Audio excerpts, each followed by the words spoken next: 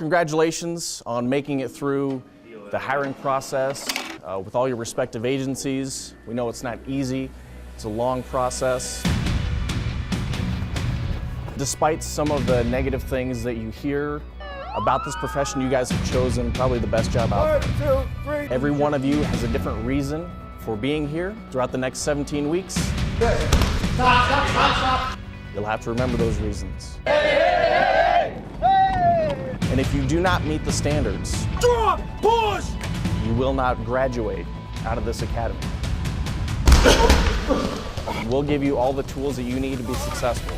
One thing we can't do is we can't teach you how to have heart.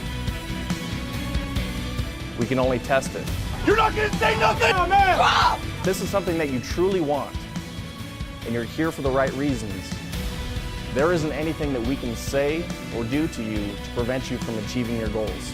This changes my life. I'm ready to fulfill this dream. Look at my son and tell him that his last name means something. We want to be the ones to do it. We want to be the ones to serve. Finish it! You better get your act together! Every one of you will struggle with something during this academy.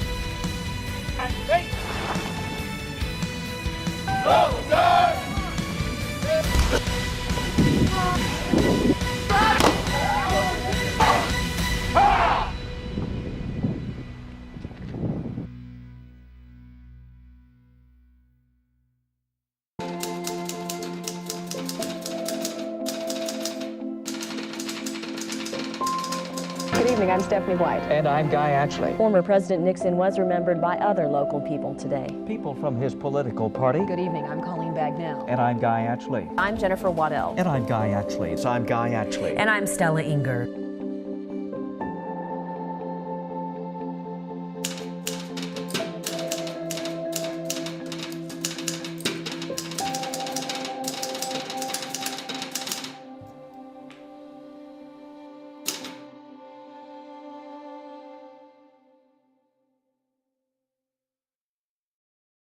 Besides being funny, one thing the Landine family knew well about their Lorne: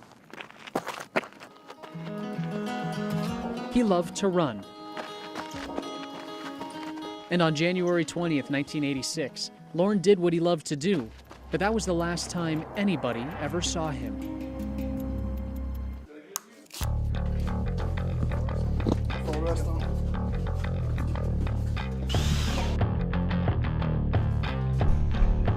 The most unique smuggling operation I have ever come across.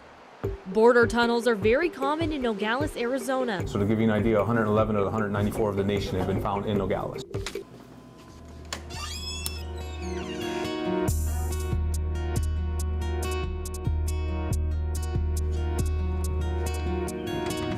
You could say Derek Barnes knows the ins and outs of prison.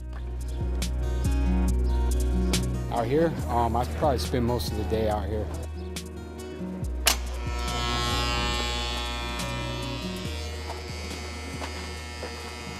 Nearly 2 decades behind bars will do that to someone. So how did he end up in prison? Stealing cars and violating parole, crimes stemming from his drug addiction. It started with pot when he was about 15 years old, then quickly escalated to pills, acid, mushrooms, crack cocaine. But that all changed the moment he found crystal. They didn't notice anything really out of the ordinary, didn't look like any signs of a struggle. Stevenson's car, a 1985 Nissan, was gone, but his glasses, which he desperately needed to see, were left inside the house. Co-workers called Tucson police, who say there were immediately signs of foul play. His credit card had been used at an ATM machine in the area of Campbell and River, and the machine did not give any money because they put the wrong PIN number in.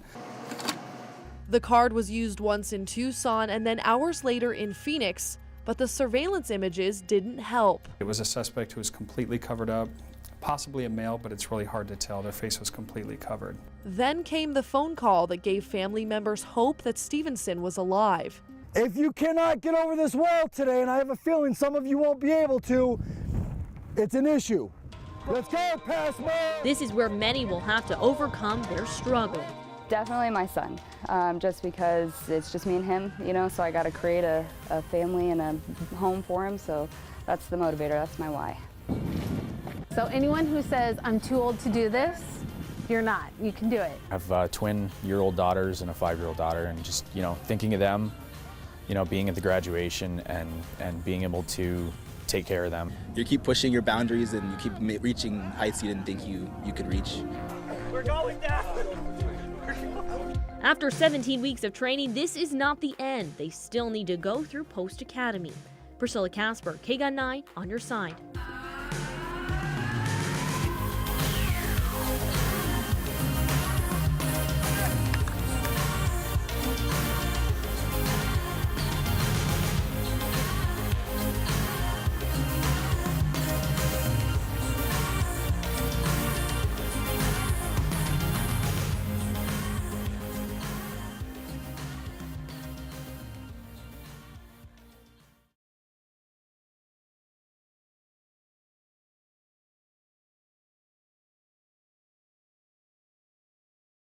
We introduced you to Derek Barnes back in February. At that time, he was undergoing an intensive treatment program at the Maricopa Reentry Center in Phoenix.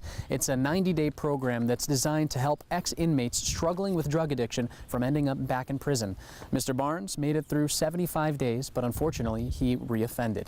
Now, he's here at the Safford Prison Complex.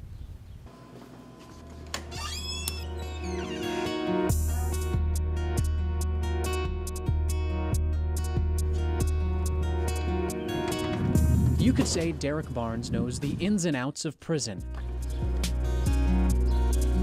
Out here, I probably spend most of the day out here.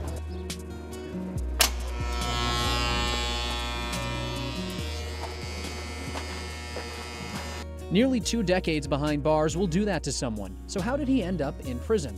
Stealing cars and violating parole, crimes stemming from his drug addiction. It started with pot when he was about 15 years old, then quickly escalated to pills, acid, mushrooms, crack cocaine. But that all changed the moment he found crystal. Once I tried meth at about 18, I dropped all those drugs like a bad habit and just was addicted to meth because those drugs didn't even compare to that drug. A drug with more power than his 18-year-old self ever realized. It's just a destroyer of everything people love, moms, dads, families, kids. It takes everything you love and just rips it out of your life. But sentence after sentence, rehab after rehab, Barnes would end up back at square one, using meth again. What triggers, my relapses is overwhelmed with stress and anxiety and expectations. Stress, anxiety, high expectations, often side effects that come when someone's released from incarceration. When I get out there, it's from going from 20 decisions a day in prison, and when you get released, you go to 200 a day. That's the big difference. However, earlier this year, his mindset changed. Something during his time at the Maricopa Reentry Center started to click to help him see things in a new light. For the first time in my life when I relapsed, I didn't go out on the run, I didn't commit no crime, I didn't pick up 10 years, I didn't hurt nobody, I didn't do nothing. I got high twice and I turned myself in, and my mom seen that, and that I held myself accountable, and she was like, Derek, that's not my son. It was a bittersweet moment, sad to go back to prison, yet proud of his progress. Because I came a long way from the person I used to be, a long way. And I can tell I'm almost there, I really can. And so to me, I didn't take this as failure, I really didn't. Drug addiction is a disease that millions of people throughout the United States are sick with, some of whom are currently behind bars, like Barnes. While every person is different, there are some things that help make the road to sobriety a little bit smoother. Family support, especially if they believe in you and they see something in you, then it pushes you to see something in yourself. Support from loved ones, that feeling of hope, sincerely believing there's a better way. Barnes says it's crucial, but it's a battle that all starts in the head. They're thinking that, okay, they can't quit. They tried, and they can't quit. Well, soon they get to a point where they got no more hope, no one to believe in them. They don't even believe in themselves, and that's why people are committing suicide. His family is still in the picture.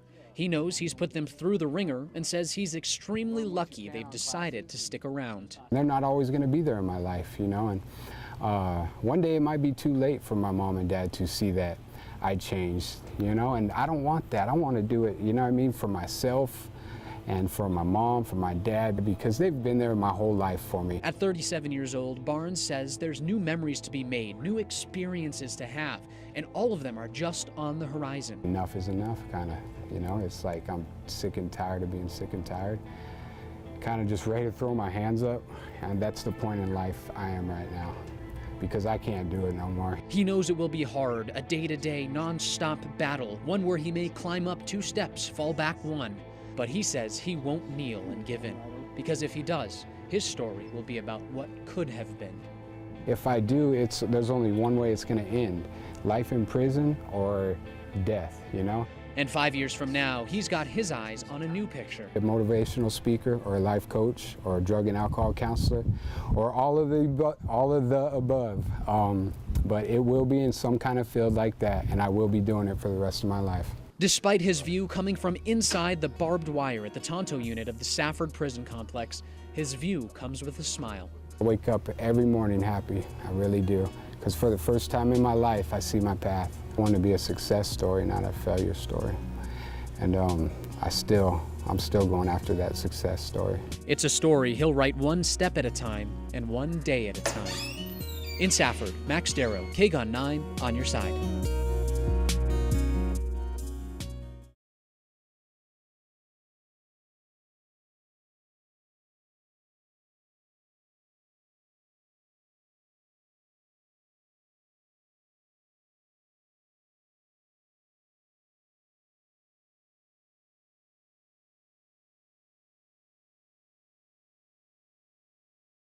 Congratulations on making it through the hiring process with all your respective agencies. We know it's not easy. It's a long process. Despite some of the negative things that you hear about this profession, you guys have chosen probably the best job out there. 1, 2, 3. Every one of you has a different reason for being here throughout the next 17 weeks. Stop. You'll have to remember those reasons.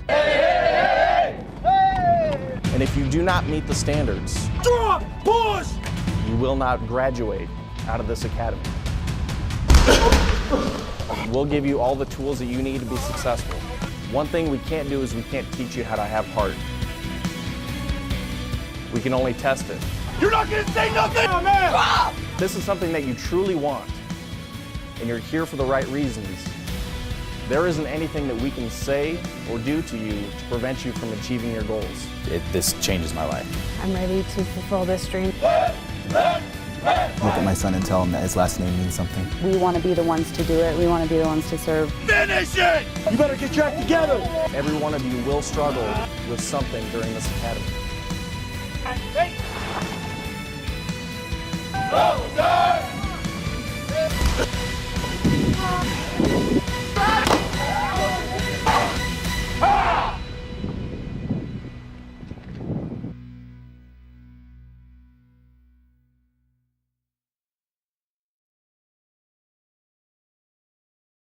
Day 1, the class of 17-4 beginning their 17-week journey transforming from a civilian to a police officer. I am a single mother of 3 teenagers. I worked at a hospital for about 10 years previous to this. I was studying business administration. Decided I wanted to stop because that's not what I wanted to do, and I wanted to impact lives. I'm a single mom. I have a 2.5-year-old son. I've always felt a strong pull to law enforcement, so that's kind of what brought me here. Nearly 50 recruits from law enforcement agencies throughout southern Arizona are issued an ID. Hopefully everybody here has prepared themselves physically and mentally to be here. And they say that, every march has a first step. Tomorrow's going to be that first step of the long march to becoming a police officer. Hey! The first day is the easiest these recruits will experience. Day 2, they'll be challenged physically, mentally, and emotionally. Every one of you has a different reason for being here. In a few minutes, you're going to need to remember those reasons.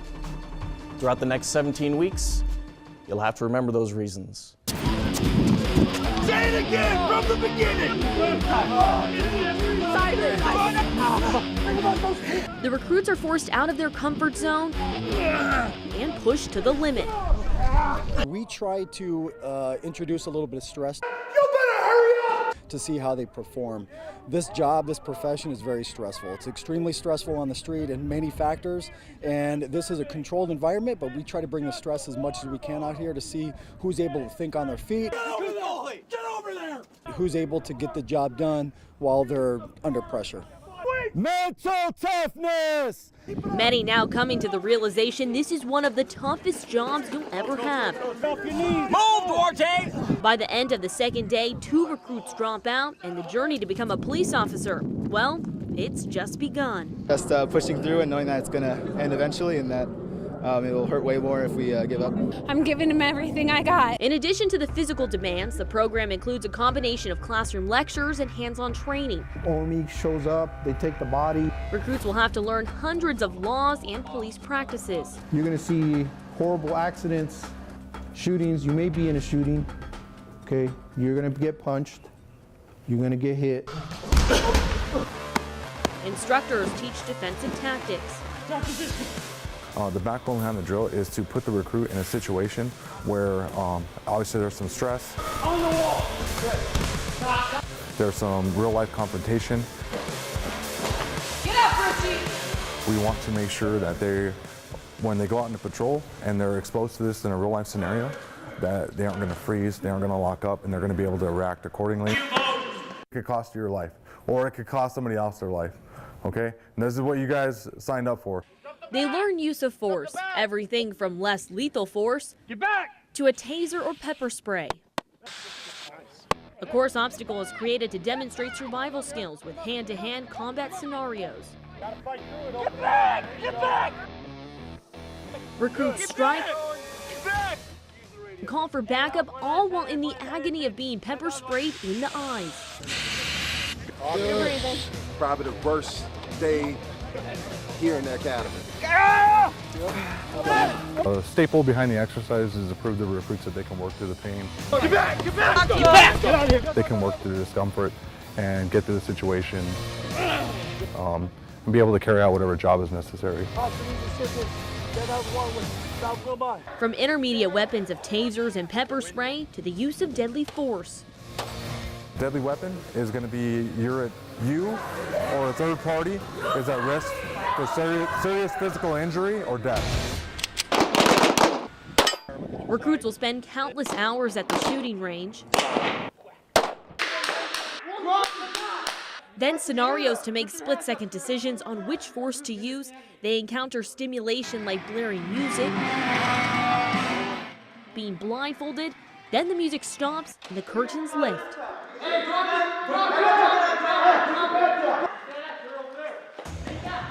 That's probably the better scenario. That's the lesser means of force. Yep. Okay? This is why training is so important. Yeah. Better to make mistakes here than to make mistakes in real life. The driving range will test recruits' high-risk traffic stops and handling pursuits. And we start them from the ground up.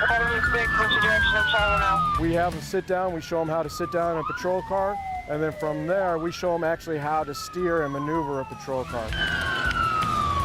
There's more hand management and throttle management that goes along with it.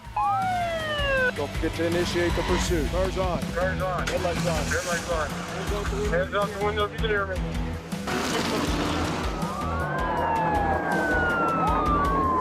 Hands outside the window! Grab yourself in off the side! Aside from the physically demanding scenarios, they're tested emotionally. Recruits taking off their police hat and exercising their compassion and offering assistance to an actor playing a sexual assault victim. Then comes welfare checks. You want to teach them the compassion for someone. So, Mr. Cox, what's going on today? Having a rough day, man. Someone that, you know, it's an officer here as a friend, someone who wants to help them. One of the qualifications to become a police officer is to make it over this 6-foot wall, and if they can't do it by the time they graduate, well, they can't become a police officer. If you cannot get over this wall today, and I have a feeling some of you won't be able to, it's an issue. Let's go, Passman! This is where many will have to overcome their struggle. Definitely my son, just because it's just me and him, you know, so I got to create a family and a home for him, so that's the motivator, that's my why. So anyone who says, I'm too old to do this, you're not. You can do it. I have twin-year-old daughters and a 5-year-old daughter, and just, thinking of them, being at the graduation and being able to take care of them. You keep pushing your boundaries and you keep reaching heights you didn't think you could reach. We're going down. After 17 weeks of training, this is not the end. They still need to go through post-academy. Priscilla Casper, KGUN 9, on your side.